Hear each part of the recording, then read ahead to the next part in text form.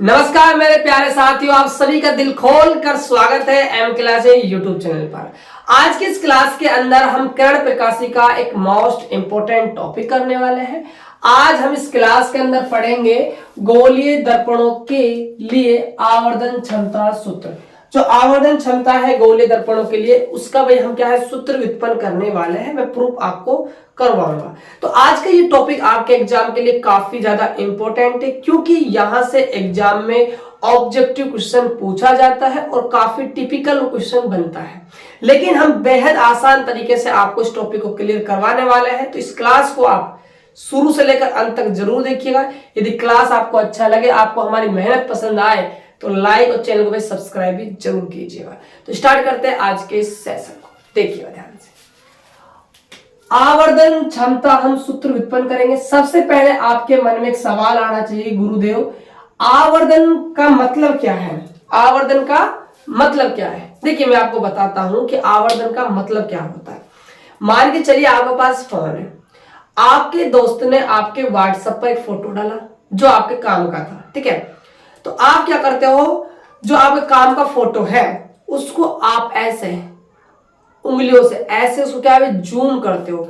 जब आप उसको जूम करते हो तो आपने नोटिस किया होगा 1.2 गुणा 1.3 गुणा 2.1 गुणा 8.1 गुणा 3.4 गुणा ऐसे वहां पर लिखा आता है। जब आप स्क्रीन पर हाथ से फोटो क्या है जूम करते हो, जूम करने का मतलब क्या है, आप उसको बड़ा कर देख रहे हो, ठीक है। तो वो जो चीज आप कर रहे हो 1.2 1.3 2.1 8.1 3.4, ये जो सारी चीजें हैं इन्हीं को हम क्या कहते हैं भाई, आवर्धन कहते हैं। आवर्धन का मतलब है किसी चीज को बड़ा या फिर छोटा करके देखना, है ना। कमाल की बात। आप आराम से अच्छे से करते होंगे स्क्रीन पर फोन की पर, लेकिन आपको ये नहीं पता होगा कि हम कर क्या रहे हैं। तो आज आपको समझ में आया होगा कि आप वहां पर आवर्धन करते हो। आवर्धन का मतलब है फोटो को बड़ा या फिर छोटा करना होता है। ये है भाई आवर्धन का मतलब। अब इसी चीज को हम कहां अप्लाई करने वाले हैं, गोलीय दर्पणों के लिए। तो देखिएगा ध्यान से, इसको हम रफ कर देते। ये हमारा काम का नहीं था, सिर्फ समझा है कि आवर्धन क्या होता है। देखिए, एक तो आवर्धन क्षमता की भाई सिंपल सी परिभाषा है जो आप सभी बच्चों को अच्छे से भाई याद करनी है। एग्जाम में क्वेश्चन आ जाए एक नंबर का कि भाई आवर्धन क्षमता किसे कहते हैं और इसका भाई सूत्र लिखिए, तो फिर आपको ये डेफिनेशन और आपको फॉर्मूला लिखकर आना है। देखिएगा आवर्धन क्षमता का बेसिक परिभाषा क्या है, देखिएगा ध्यान से।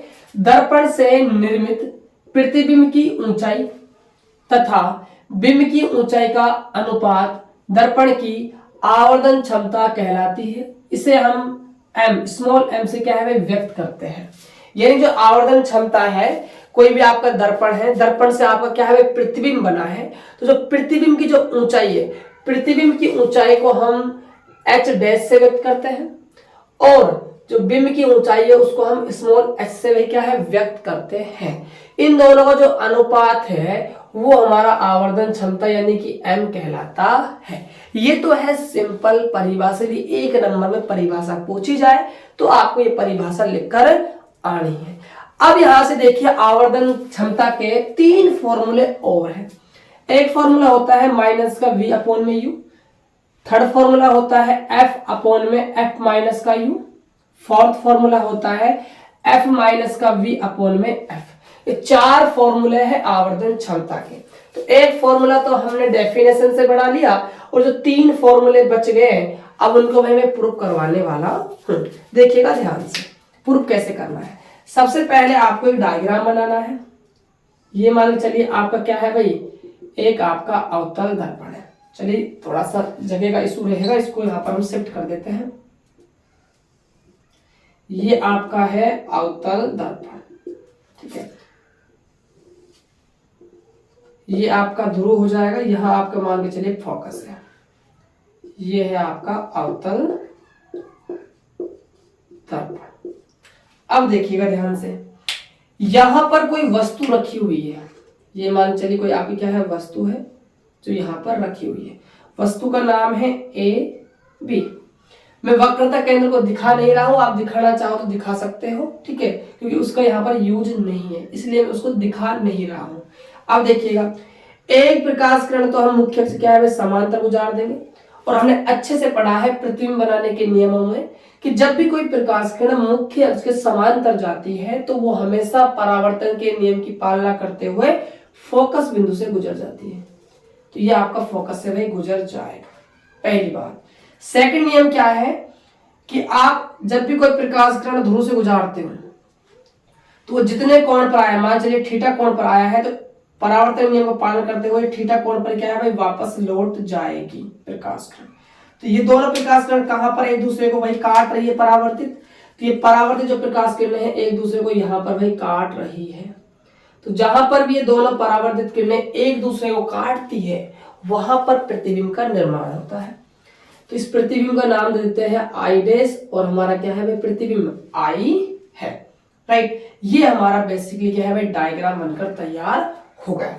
आवर्धन क्षमता के सूत्र उत्पन्न करने के लिए आपको ऐसा भाई डायग्राम बनाना होगा, याद रखिएगा अच्छे से। अब देखिएगा ध्यान से, यहां पर आपको ना दो त्रिभुज नजर आएंगे, कौन कौन से, ए बी पी, ठीक है। मैं इसको थोड़ा सा कलर कर देता हूं जिससे आपको बिल्कुल स्पष्ट नजर आएगा। जो ये लाइनिंग है ये बी ए पी, ठीक है, त्रिभुज को व्यक्त कर रही है। और जो सेकंड आपका त्रिभुज बन रहा है वो है आपका पी आई डैश और आई, ये वाला। इन दोनों त्रिभुजों की मैं बात करने वाला हूं, देखिएगा ध्यान से। कौन कौन सा त्रिभुज है भाई, त्रिभुज बी ए पी। बच्चों ये बाप नहीं है, ये बाप नहीं है, ये त्रिभुज है बी ए पी। कभी आपको सर बाप आ गया, ठीक है, वो पिताजी वाला नहीं है। त्रिभुज बी ए पी तथा त्रिभुज कौन सा है, पी आई डैश और आई, पी आई डैश और आई से। यहां पर ध्यान दीजिएगा आप सभी, देखिए जो कोण आपका ए है वो आपका 90 डिग्री है किस त्रिभुज में, बी ए पी में। और बात की जाए त्रिभुज पी आई डैश आई में, जो आई कोण है हमारा वो भी कितना है भाई 90 डिग्री है। तो यहां से हम कह सकते हैं जो कोण हमारा बी ए पी है वो किसके बराबर है, बी आई डैश आई के। कोण पी आई डैश आई के बराबर है कितना है, 90 डिग्री है, पहली बात। सेकंड बात देखिएगा ध्यान से, देखिए जो ये आपका कोण है, ये वाला कोण वो इस वाले कोण क्या है बराबर है, क्यों, क्योंकि यहाँ परावर्तन के नियम की पालना हुई है। जितने कोण से प्रकाश किरण आई थी उतने ही कोण से उसका क्या हो गया भाई परावर्तन हो गया। तो इस कोण को हम कैसे दिखाएंगे, बी पी ए, कोण बी पी ए बराबर होगा किसके, आई डैश पी और आई के, आई डैश पी और आई के। रीजन क्या लिखेंगे भाई, परावर्तन के नियम से, किससे, परावर्तन के नियम से, राइट। अब देखिएगा ध्यान से, अब देखिए यहां पर इस त्रिभुज के अंदर और इस त्रिभुज के अंदर दो कोण क्या हो गए, आपस में बराबर हो गए। और जब भी दो कोण बराबर हो जाते हैं तो कोण कोण नियम से दोनों त्रिभुज क्या हो जाएंगे, समरूप हो जाएंगे। तो इस बात को लिखते हैं हम, कोण कोण नियम से त्रिभुज बी ए पी तथा त्रिभुज पी आई डैश आई समरूप होंगे। तो दोनों त्रिभुज क्या हो जाएंगे भाई, ये समरूप हो जाएंगे। और जब भी दो त्रिभुज समरूप हो जाते हैं तो हमने अच्छे से पढ़ा है कि इनकी संगत भुजाओं जो अनुपात है वो भी क्या है भाई बराबर हो जाएगा। तो देखिएगा ध्यान से, संगत भुजाओं का अनुपात क्या है, बराबर हो जाएगा। अब देखिएगा किस भुजा का अनुपात किसके बराबर करना है। देखिए हम पहले बात करते हैं बी ए पी की। तो इसका जो ए बी है, इस त्रिभुज का क्या है, जो ए बी है उसके अनुपात में जाएगी इस त्रिभुज का आई डैश और आई इक्वल। अब देखिएगा बी ए पी त्रिभुज जो है हमारा, इसका जो पी ए है इसके अपोन में जाएगा पी आई डैश, क्या जाएगा इस त्रिभुज का, पी आई डैश, राइट। दोबारा से देख लीजिएगा, जो हमारा बी ए पी त्रिभुज है इसका जो ए बी है इसके अपोन में पी आई डैश आई त्रिभुज का क्या जाएगा, आई डैश आई जाएगा, ठीक है। और जो बी ए पी है इस त्रिभुज का जो पी ए है इसके अपोन में क्या जाएगा, पी आई डैश जाएगा इस वाले त्रिभुज का। ठीक है, अब देखिएगा ध्यान से, बात करें हम ए बी की। ए बी क्या है, ए बी है हमारा बिंब की ऊंचाई, और बिंब की ऊंचाई को हम व्यक्त करते हैं स्मॉल एक्स से, और जो आई डैश आई है ये क्या है भाई, प्रतिबिंब की ऊंचाई, इसको व्यक्त किया जाता है एच डैश से। अब हम ये देखेंगे कौन सा प्लस का लेना है और कौन सा माइनस का लेना है। ठीक है, देखिएगा ध्यान से, देखिए मुख्य अक्ष के जो ऊपर की दूरियां होती है वो हमेशा कैसे होती है, पॉजिटिव होती है, और मुख्य अक्ष के नीचे की दूरी क्या होती है, हमेशा नेगेटिव होती है। तो ए बी क्या है, मुख्य अक्ष के ऊपर है तो ये प्लस का एच लिया जाएगा, अपोन में आई डैश आई क्या है, प्रतिबिंब की ऊंचाई है, मुख्य अक्ष क्या है, नीचे है, तो ये माइनस का क्या है भाई, एच डैश लिया जाएगा इक्वल। अब देखिएगा पी ए क्या है, पी ए, पी से लेकर ए तक की दूरी, मतलब बिंब तक की दूरी, ध्रुव से बिंब तक की दूरी क्या कहते हैं, बिंब दूरी कहते हैं, और बिंब दूरी को व्यक्त करते हैं स्मॉल यू से। अब हम देखेंगे ये माइनस का लेना पड़ेगा या प्लस का लेना पड़ेगा। देखिए रूल क्या है, यदि प्रकाश ऐसे आ रहा है और आ भी रहा है, यहाँ पर आप देख रहे हो, तो आप इधर चल रहे हो, मतलब आप प्रकाश की दिशा क्या हो, अपोजिट हो। जब भी हम अपोजिट रहते हैं तो दूरी ली जाएगी नेगेटिव। बात की जाए पी आई डैश की, तो पी से लेकर आई डैश तक की दूरी, मतलब ध्रुव से लेकर प्रतिबिंब तक की दूरी है, तो ये दूरी कहलाती है हमारी v। अब बात करेंगे माइनस की ली जाएगी प्लस की ली जाएगी। देखिएगा ध्यान से, आप इधर चल रहे हो दूरी का मापन करने के लिए, प्रकाश इधर चल रहा है आपका, मतलब अपोजिट हुआ, तो माइनस का क्या आएगा, b आ जाएगा। अब देखिएगा माइनस से आपका माइनस कैंसिल आउट हो जाएगा, राइट, यहां से आपका h अपोन में माइनस का h डैश बराबर में u अपोन में क्या है, v आ जाएगा। अब मुझे यहाँ पर आवर्धन लाना है, तो हमने अच्छे से पढ़ा है कि आवर्धन का जो फॉर्मूला है m बराबर वो h डैश अपोन में क्या है, h है, लेकिन यहाँ आप थोड़ा ध्यान दीजिएगा, यहाँ पर h अपोन में क्या है, h डैश है, मतलब नीचे वाला ऊपर चला गया और ऊपर वाला नीचे है, तो ये कैसे आप इसको एडजस्ट करोगे, इनको आप पलट दोगे, ऐसे इनको पलट देंगे, तो ये माइनस का आपका h डैश अपोन में क्या हो जाएगा, h, और ये इक्वल में v अपोन में क्या हो जाएगा, u हो जाएगा। अब देखिएगा माइनस को हम यहां लगा सकते हैं, h अपोन में h, v माइनस का अपोन में u। अब देखिएगा ध्यान से, जो आपका ये बनकर तैयार हुआ, इसकी मैं बात कर रहा हूं, h डैश अपोन में h, ये आपका क्या बन गया भाई, m बन गया, और इक्वल में क्या है, माइनस का v अपोन में u।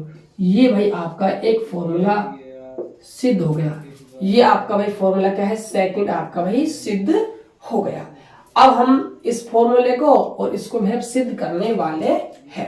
देखिएगा अब मैं आवर्धन क्षमता निकालूंगा F और U के पदों में, फिर हम आवर्धन क्षमता निकालेंगे V और F के पदों में। ठीक है, देखिएगा ध्यान से, U व F के पदों में आवर्धन क्षमता, देखिएगा ध्यान से, यहां सबसे पहले हम यूज करेंगे दर्पण समीकरण। देखिएगा ध्यान से, दर्पण समीकरण से, तो दर्पण समीकरण क्या होती है, अच्छे से हमने सिद्ध किया है पिछले लेक्चर में, 1/f बराबर 1/v प्लस में 1/u होती है। ठीक है, अब देखिए यहां पर आपको एक ट्रिक बता रहा हूं मैं आवर्धन क्षमता निकालने की।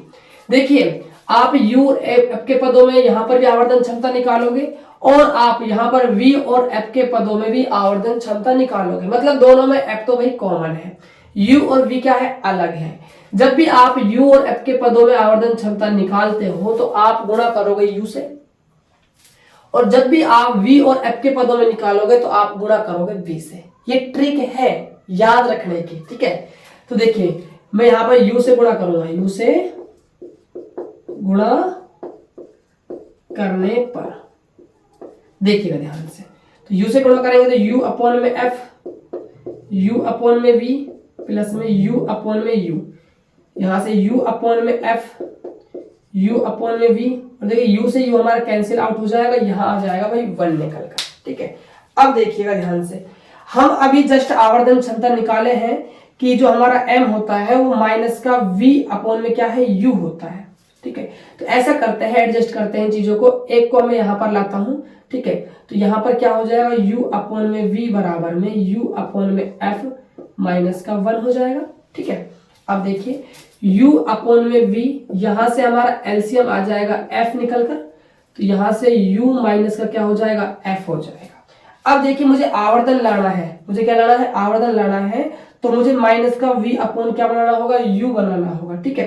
तो पहले मैं इनको पलट रहा हूं जिससे कि v हमारा ऊपर चला जाए, v ऊपर गया, f अपॉन में u माइनस का क्या है, f हो जाएगा, u माइनस का क्या है, f हो जाएगा। अब देखिए हमें यहाँ पर भाई माइनस चाहिए, तो माइनस कैसे आएगा, यदि आप नीचे से माइनस को कॉमन ले लेते हो तो यहाँ f माइनस का u बन जाएगा, और माइनस जो कॉमन आएगा उसको मैं यहाँ पर लगा सकता हूँ। या फिर बच्चों आप ऐसे समझ लीजिए कि दोनों पक्षों को हमने माइनस से गुणा कर दिया, ठीक है। माइनस से गुणा करेंगे तो माइनस का बन जाएगा, यहाँ माइनस का चिन्ह आ जाएगा। मुझे यहाँ से माइनस के चिन्ह को काटना है तो मैं नीचे से क्या है भाई, माइनस कॉमन ले लूंगा। ये बेसिक में है भाई, है ना। तो देखिएगा, तो यहाँ से माइनस का v अपॉन में u और f अपॉन में यहाँ से आपका f माइनस का क्या है, u हो जाएगा। अब देखिएगा ध्यान से, अब इस बात को जो हमारा ये बन के तैयार हुआ है माइनस का v अपॉन में u, इसको हम क्या कह सकते हैं भाई, m कह सकते हैं, आवर्धन f अपॉन में f माइनस का u। ये हमारे पास भाई थर्ड फॉर्मूला आवर्धन का निकल कर आ गया, राइट। चलिए भाई ये भी हमने प्रूव कर दिया। अब हमारा लास्ट बचा है f माइनस का v अपॉन में f। तो अब क्या करेंगे हम भाई, अब निकाल रहे हैं हम v व f के पदों में आवर्धन क्षमता, v व f के पदों में आवर्धन क्षमता।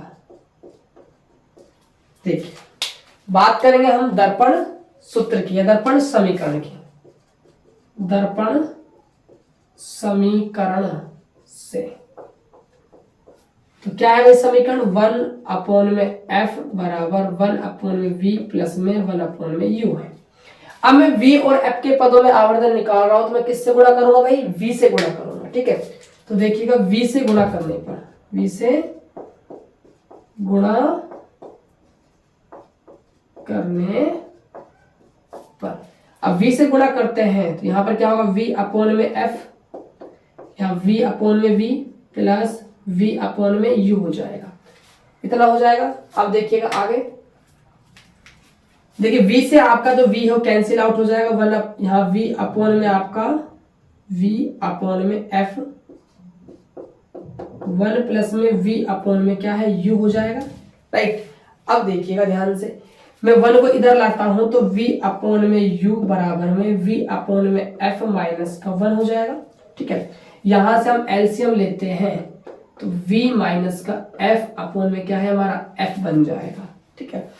अब देखिएगा ध्यान से, जो हमारा आवर्धन होता है वो v अपॉन में u होता है माइनस का, ये प्लस का है तो इसको हमें माइनस का बनाना है। तो यहाँ से माइनस कॉमन लेकर इसको माइनस का v अपॉन में u और यहाँ से f माइनस का v अपॉन में f कह देंगे, और ये हमारा बन के तैयार हो गया आवर्धन, f माइनस का v अपॉन में f।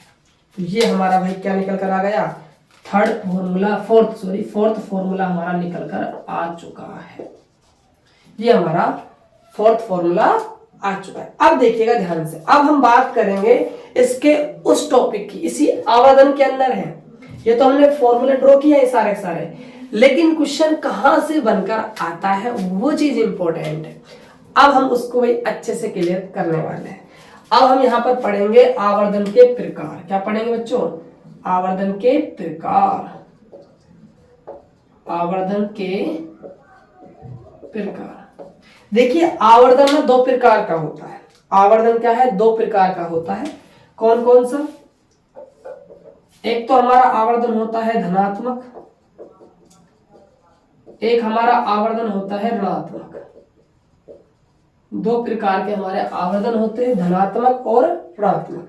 देखिए बात करें हमारे आवर्धन की, धनात्मक आवर्धन हमें किस दर्पण के अंदर मिलेगा और ऋणात्मक आवर्धन हमें किस दर्पण के अंदर मिलेगा। यदि आप सभी ने अच्छे से यदि दर्पणों का निर्माण करना सीखा होगा, प्रतिबिंब बनाने आपने सीखे होंगे, तो आप इजिली इस टॉपिक को भी समझ जाओगे। याद करो अवतल दर्पण।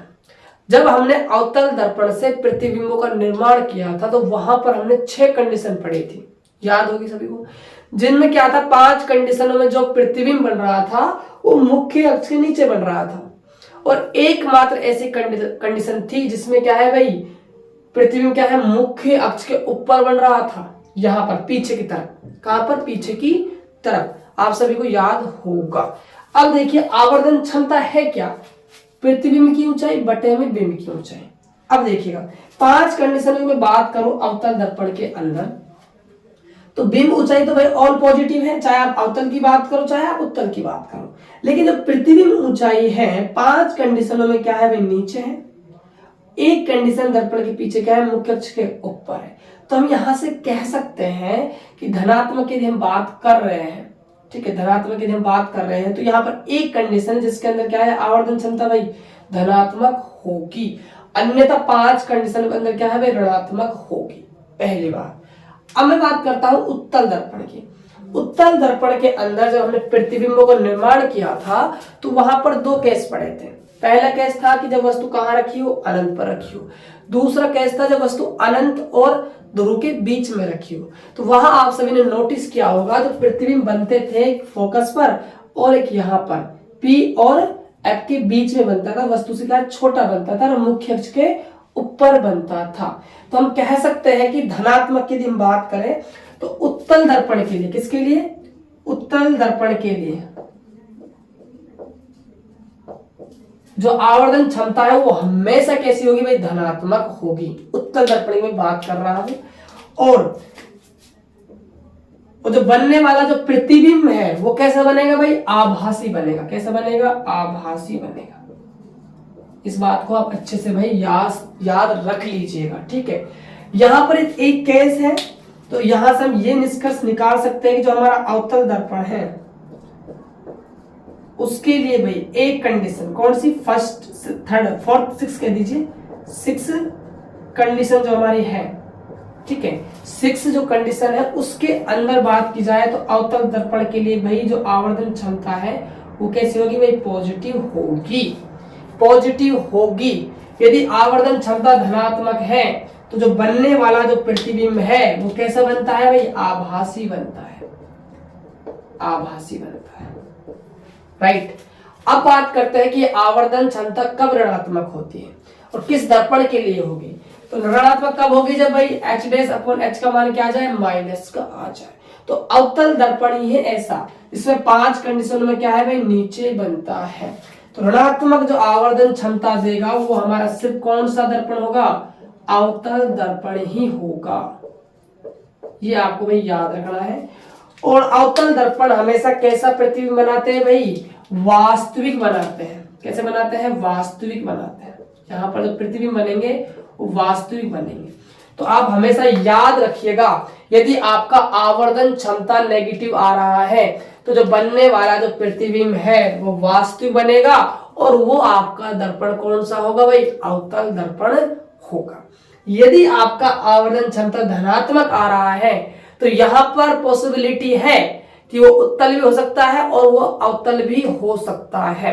लेकिन आपको बात ये याद रखनी है, यदि प्रतिबिंब आभासी बन रहा है और बड़ा बन रहा है वस्तु से, क्या है भाई, वस्तु से बड़ा बन रहा है, तो फिर आप उसको कहोगे अवतल दर्पण।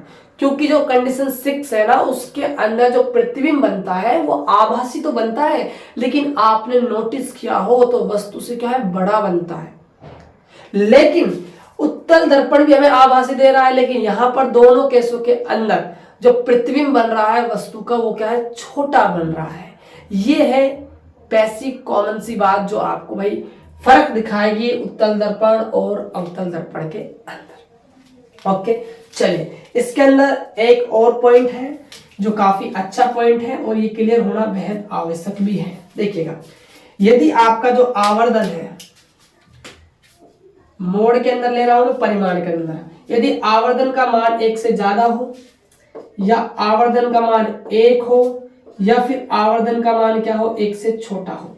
आवर्धन का मान 1 से बड़ा है तो इसका मतलब क्या है भाई, आवर्धन का मान 1 से बड़ा है। आवर्धन का मान 1 से बड़ा कब आएगा, आवर्धन का फॉर्मूला है m बराबर h डैश अपॉन में h। आवर्धन का मान 1 से बड़ा है। 1 से बड़ा हमें कब मिलता है भाई? हमें तभी मिलता है जब हमारा ऊपर का मान बड़ा हो और नीचे का मान क्या हो? छोटा हो। जब हम बड़ी संख्या में छोटी संख्या का भाग लगाते हैं तभी हमें मान कैसा मिलता है भाई? बड़ा मिलता है, यानी कि प्लस का मिलता है। बात समझ में आई? इसका मतलब हम क्या निष्कर्ष निकाल सकते हैं यहां से कि जो प्रतिबिंब की ऊंचाई है वो बिंब की ऊंचाई से क्या है भाई? ज्यादा है। तो इस बात को लिखते हैं, चाहे मैं इसको शॉर्टकट में ये भी कह सकता हूं, यहां पर h डैश ज्यादा होगा h से। समझ जाना आप अच्छे से, प्रतिबिंब की ऊंचाई ज्यादा है बिंब की ऊंचाई से। यदि ऐसा होता है तो ये आपका भाई अवतल दर्पण कहलाएगा। ये बात भी आप नोटिस कर लीजिएगा, क्योंकि उत्तल दर्पण के अंदर जो दो कंडीशन है, जो प्रतिबिंब बनता है वो हमेशा वस्तु से क्या है? छोटा ही बनता है। यदि अवतल दर्पण है तो हम कह सकते हैं प्रतिबिंब कैसा बनेगा मेरे भाई? वास्तविक बनेगा। ये आवर्धन है, ये सारी चीजों को क्या है? खोल देता है। ठीक है, आ रहा है समझ में? आगे देखिएगा, m बराबर 1 आपका आवर्धन आया। ठीक है, हालांकि मैं इसके अलग से आपको क्वेश्चन करवाऊंगा, आप इसकी टेंशन मत लीजिए। जो अगला जो क्लास होगा वो इन्हीं के क्वेश्चनों पर आधारित होगा, लेकिन आपको पहले ये सारी चीज बच्चों अच्छे से क्लियर होना जरूरी है। देखिए, आवर्धन का मान 1 आया, फॉर्मूला है h डैश अपॉन में h। आवर्धन 1 अब आपको कब मिल सकता है? आपको तभी मिल सकता है जितना आपका प्रतिबिंब हाइट का बना उतनी हाइट का आपका क्या रहा हो? बिंब रहा हो, यानी कि प्रतिबिंब की ऊंचाई और बिंब की ऊंचाई क्या हो भाई? समान हो। तो यहां कह सकते हैं इस वाले केस में h डैश बराबर है h। तो याद करो आप, कौन सा दर्पण था जिसके अंदर बिंब की ऊंचाई और प्रतिबिंब की ऊंचाई बराबर आ रही थी? तो आप कहोगे गुरुदेव अवतल दर्पण था, जब हमने वस्तु को कहां पर रखा था? C पर रखा था। याद आया कुछ? तो यहां से हम कह सकते हैं अवतल दर्पण, और प्रतिबिंब कैसा बनेगा भाई? वास्तविक बनेगा। थोड़ा जगह का भाई शॉर्टेज है, थोड़ा सा मैनेज आप कर लीजिएगा। ठीक है, चलिए अब बात करते हैं जब आवर्धन का मान भाई 1 से क्या हो? छोटा हो। अब m का मान 1 से छोटा हमें कब मिलेगा? देखिएगा, जब ऊपर की संख्या क्या हो? छोटी हो और नीचे की संख्या क्या हो? बड़ी हो। जब हम छोटी संख्या में बड़ी संख्या का भाग देंगे तो हमें कैसा मान मिलेगा भाई? छोटा मान मिलेगा, कम मान मिलेगा। तो इससे हम क्या समझे कि जो हमारा बिंब की ऊंचाई है वो ज्यादा है किससे? प्रतिबिंब की ऊंचाई से। तो यहाँ कह सकते हैं कि हमारा जो h है वो ज्यादा है h डैश से। अब देखिए, यहां पर कंफ्यूज होने का नहीं, सुनना ध्यान से भाई। बिंब की ऊंचाई ज्यादा आती है प्रतिबिंब की ऊंचाई से। कब कब? ये तो अवतल दर्पण में भी आती है और उत्तल दर्पण में भी। बात की जाए उत्तल दर्पण में, तो उत्तल दर्पण में तो हमेशा ही आती है दोनों कंडीशनों में। लेकिन जो अवतल दर्पण है उसके अंदर सिर्फ 2 ही केस है जिसमें प्रतिबिंब बड़ा होता है बिंब से, प्रतिबिंब छोटा होता है बिंब से। कौन कौन सी कंडीशन है? जब वस्तु अनंत पर रखी हो, और सेकंड कंडीशन है जब वस्तु अनंत और वक्रता केंद्र के बीच में रखी हो। इन 2 कंडीशनों के ही अंदर जो हमारा प्रतिबिंब बनता है वस्तु से क्या है भाई? छोटा बनता है। तो इस वाले केस में हम यहाँ पर कंक्लूजन निकाल सकते हैं कि भाई उत्तल दर्पण हो सकता है और यहां से भाई अवतल दर्पण भी हो सकता है। उत्तल हो सकता है और अवतल दर्पण भी हो सकता है। किस टाइप से यहाँ क्वेश्चन बनेंगे, किस हिसाब से क्वेश्चन पूछे जाएंगे, और अब तक जो भी क्वेश्चन बोर्ड एग्जाम में पूछा गया है आवर्धन क्षमता से, उन सभी क्वेश्चनों को मैं आपको कल की क्लास में करवाने वाला हूं। तो कल की क्लास को आप बिल्कुल मिस मत कीजिएगा। आज की क्लास में तो हमने बेसिक आवर्धन क्षमता क्या है इसको समझा, इसके फॉर्मूले निकाले, और साथ के साथ कुछ इंपॉर्टेंट मैंने आपको नोट्स पॉइंट, जो नोट करने वाले पॉइंट है वो भी मैंने आपको अच्छे से एक्सप्लेन कर दिए हैं। इन्हीं नोट पॉइंटों से आपका जो कल का जो क्लास होगा किसका, इस टाइप के आवर्धन क्षमता के क्वेश्चनों का, वो क्वेश्चन आपको तभी समझ में आएंगे जब आपको आज का कॉन्सेप्ट में क्लियर होगा। तो आज की क्लास आपको कैसी लगी आप हमें कमेंट बॉक्स में जरूर बताना। यदि क्लास आपको अच्छा लगा हो तो क्लास को भाई लाइक, चैनल को सब्सक्राइब करना ना भूलना। तो मिलते हैं और एक बेहतर वीडियो के साथ, तब तक के लिए जय हिंद, वंदे मातरम।